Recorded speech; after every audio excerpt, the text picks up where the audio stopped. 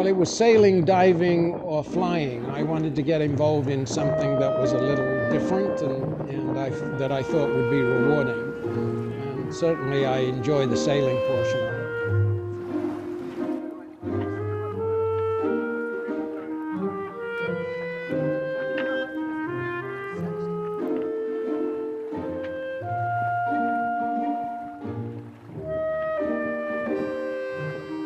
I'm Captain Paul, and I've been sailing for 35 years.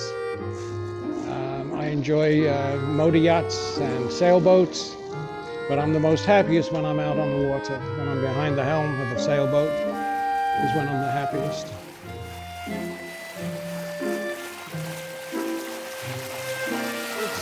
It's exciting, it's glamorous, running expensive yachts for people. It takes me all over the world. I spent 10 years in the Caribbean. I spent 10 years in the Mediterranean. I've been to some of the most glamorous places in the world. It's a great profession. There he comes.